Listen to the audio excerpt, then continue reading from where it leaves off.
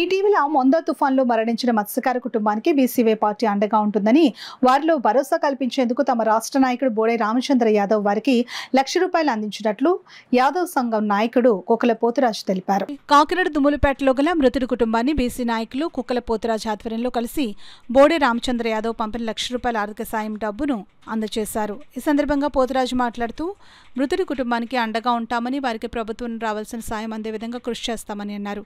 ఈ కార్యక్రమంలో బీసీ నాయకులు గొంపా శివకుమార్ యాదవ్, సిరం శ్రీను యాదవ్, ఆర్కే రామకృష్ణ యాదవ్, గొర్ల కుమార్ యాదవ్, ముల్లే రాజు యాదవ్, సబ్బి శ్రీనివాస్, కుక్కల నాని, దాసరా సతీష్, సత్యబాబు తదితరులు పాల్గొన్నారు.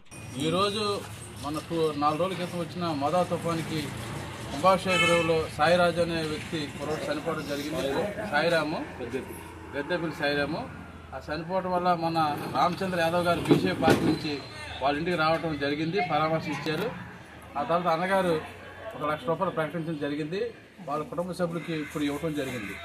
అదేవిధంగా వాళ్ళ కుటుంబాన్ని కూడా ఆదుకుంటారని చెప్పి ఆయన చెప్పారు. తర్వాత మా బీసీ సంఘాల తరఫుని ఆర్కే యాదవ్, గొర్ల కుమారు, అదేవిధంగా సబ్బిశీను, సత్యబాబు గారు ఆ సమస్యలో వాళ్ళకి డబ్బులు ఇవ్వడం జరిగింది.